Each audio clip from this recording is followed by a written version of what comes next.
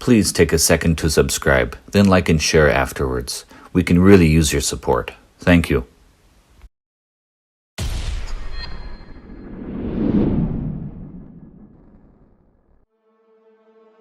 In our previous episode, we explained how the Grand Mufti of Jerusalem, al-Husseini, found his successor in Yasser Arafat. The Mufti's protege and successor, they felt, would have to appear in a city that was to serve as headquarters for the first president of the first Palestinian state. Whether by chance or by design, this seat would be the city of Israel's ancient enemy. That seat would be born in Gaza. It was during this early period when the Muslim Brotherhood would also give birth to the Islamic resistance movement. In Arabic, it was called Harakat al-Magawama al-Islamiyya. Being quite long, the name was shortened into an acronym, fulfilling yet another prophecy. The name would be Hamas. It would be in the very foundation on which Hamas was born that we find the voice and spirit of Adolf Hitler. Hamas was inaugurated, thus born, in Gaza on December 10th, 1987. The place and timing would prove to be significant. The first Intifada was launched against the Jewish nation of Israel at this very time. In fact, the very next day after the founding of Hamas. The reason for its existence is found in its very founding charter in 1988. Central to the charter is clear: the annihilation of Israel. In the preamble, it states, Israel will exist and will continue to exist until Islam will obliterate it. And in the scope of the overarching theme of anti-Jewish sentiment going back to Nazi Germany, the Charter clarifies it is about the existence of the Jewish people everywhere, not just in Israel. For our struggle against the Jews is extremely wide-ranging and grave. The phrase, our struggle against the Jews, are the precise words used by Hitler.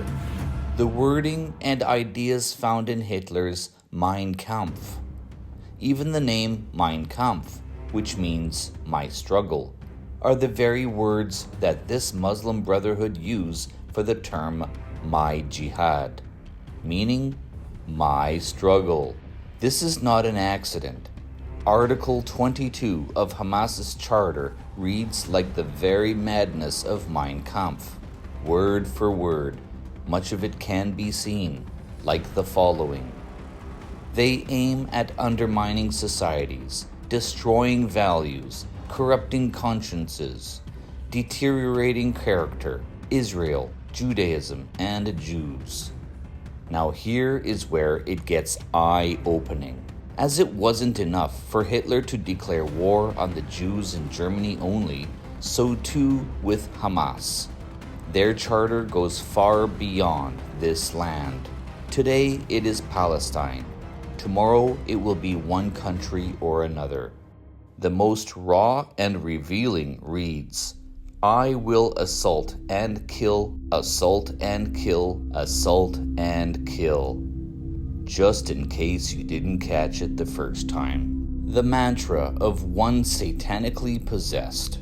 The enemy is an expert at inversion. In Arabic, Hamas means zeal, strength, passion, and bravery. And they have much of the world, like the Western academia on US campuses, believing these are the virtues. But in Hebrew, Hamas means something very different. Violence, evil, and destruction. In 2007, the Gaza Strip came under the rule of Hamas. From a biblical and linguistic view, in coming under the rule of Hamas, the Gazans came under the rule of violence. In being governed by a Hamas government, The people of Gaza were governed by lawlessness. Schools became schools of terror, indoctrinating the children to be the next generation of haters for their jihad. Now we need to fit in a crucial piece to this entire prophetic puzzle. As we touched upon concerning the Valley of Dry Bones in this earlier episode, the Ezekiel prophecy would not only speak of a resurrected nation, but also an army, a nation of soldiers. So too did the resurrected Philistines. As the Israeli soldiers put on army fatigues to defend their nation, the resurrected Philistines covered their faces in black and green cloth to hide their identities as they set out to bring death to their Jewish enemies. These colors, connecting to the greater hatred of the Jews by their fundamentalist enemies across the Middle East, connect directly to the book of Revelation. After reading Revelation 6 and the Four Horsemen, you will see that these riders constitute an ominous image of coming judgment. The Palestinian flag, along with all the other neighboring Islamic nations, comprise of the same four colors of the horses. It may just be that the issue of Palestine or the greater Islamic world will be used to plant seeds that will come to fruition in the apocalypse.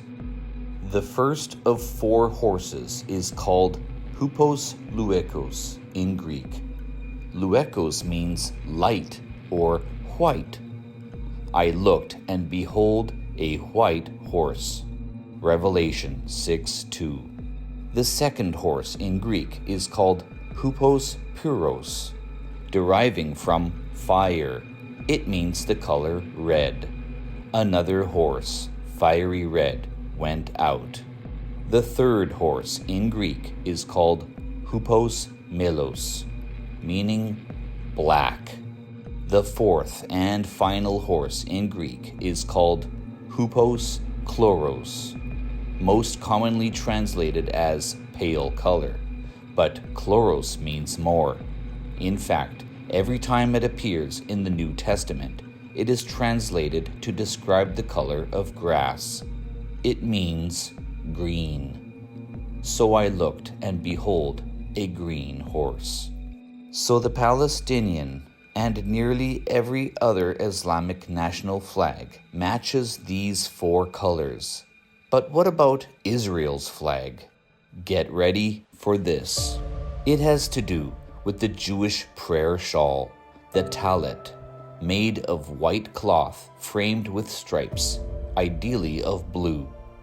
The flag was officially adopted during the first Zionist congresses in the late 1890s. The flag consisted of white cloth with a blue Star of David framed with two stripes of blue. The flag itself represents the prayer cloth. It was no accident. The colors, therefore, are connected to prayer, worship, and Almighty God. And the flag of Palestine was adopted by the PLO in 1964, designed around an earlier design surrounding the Arab Revolt, a response to the Balfour Declaration. Thus, it was created essentially in the spirit to nullify the nation of Israel. Again, we see yet another aspect of Palestine only coming into existence for the sole purpose of thwarting the Jews. Without the Jews, a Palestine would never exist. A parasitic nature, as we explored in episode 2.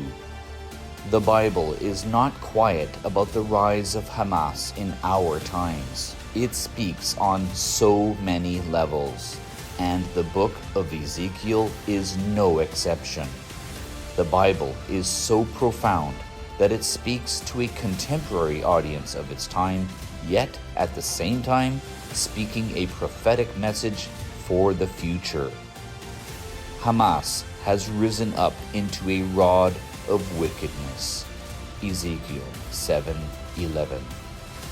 Up next, we arrive to a Jubilean mystery ordained by God and encoded in the pages of our very own Bible that actually points to the very year and very day that Hamas would engage the most definitive and catastrophic attacks on Israel, October 7th, 2023. And what that mystery reveals will shock you. Here on Secrecies Uncovered.